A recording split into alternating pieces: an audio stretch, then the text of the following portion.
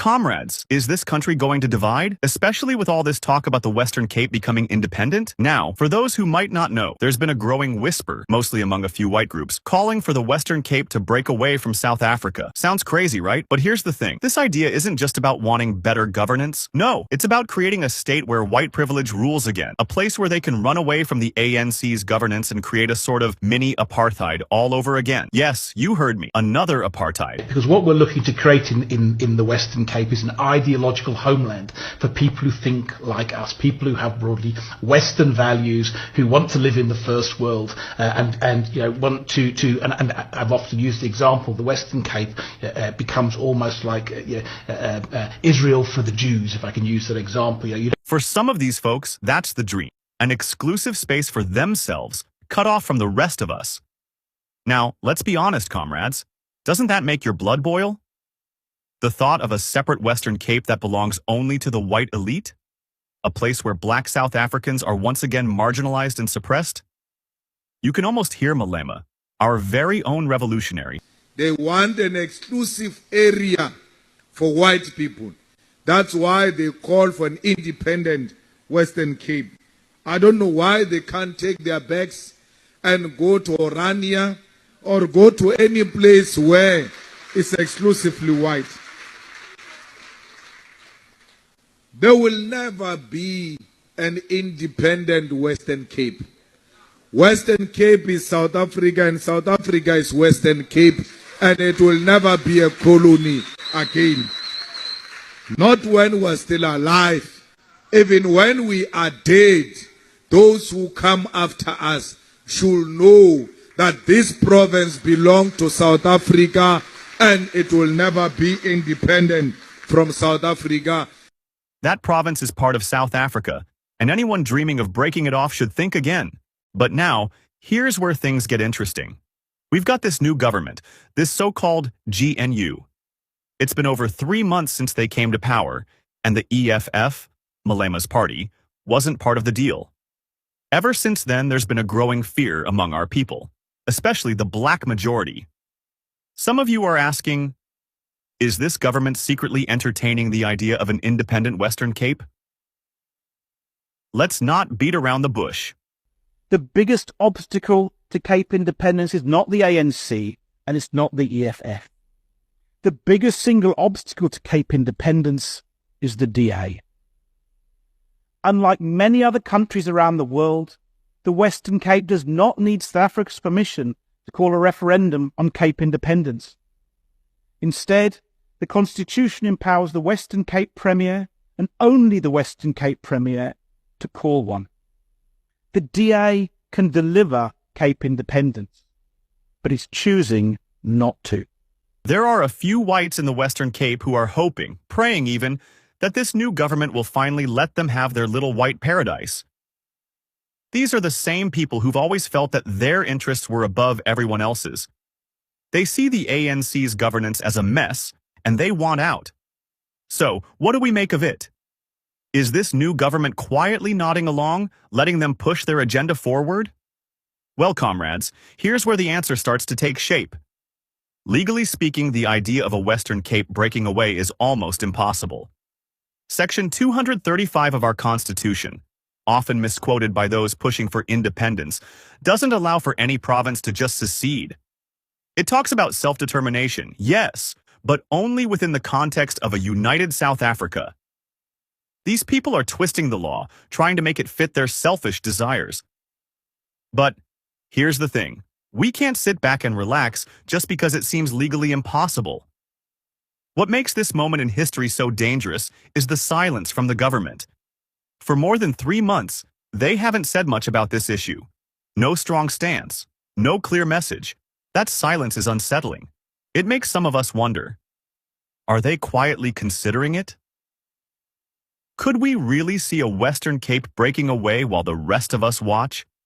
If that happens, comrades, it's not just about losing a province. It's about opening the door to a new apartheid where the white elite has their own space, and we're back to square one. It's about undoing everything we fought for. We've come too far to let that happen. That's why it's so important for us to stay vigilant, to demand answers from this government.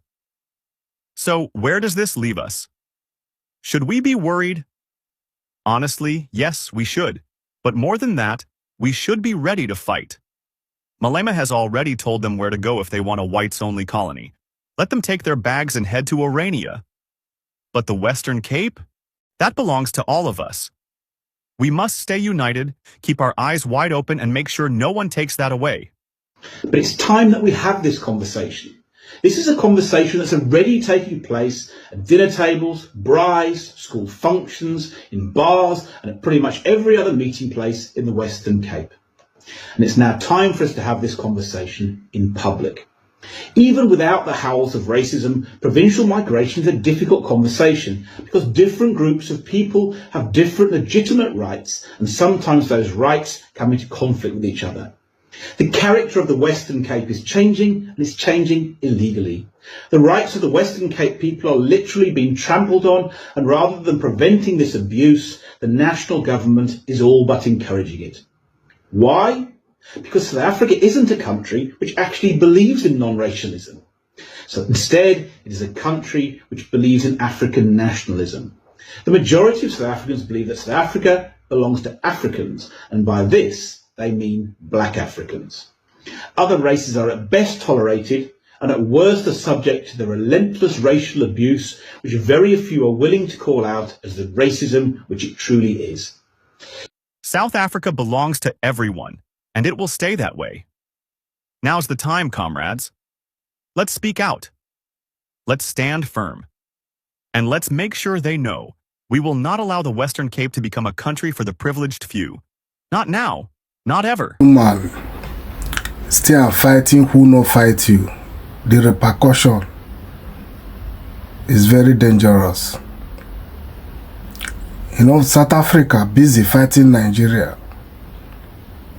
Busy abusing Nigeria. That's pain. Causing the foreigners pain. For no just cause. Anything black skin.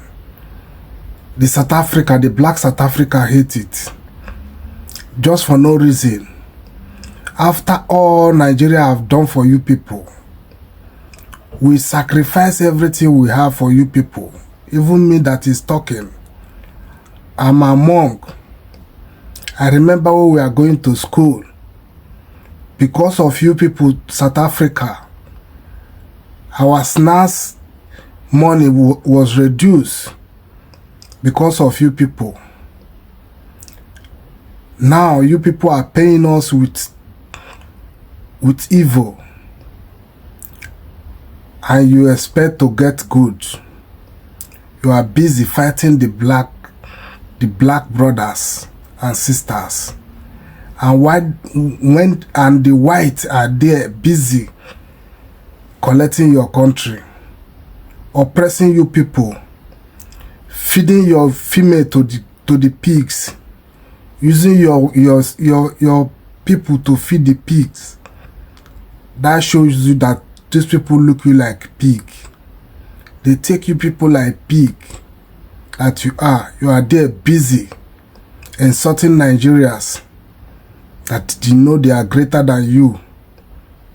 Insulting Nigerians, tell them to leave your country. We, the Nigeria, do not blame you. We only blame our president. We blame our leaders. If our leaders can act like a leader, who is South Africa to speak to Nigeria in that way? Who is South Africa to push Nigeria around?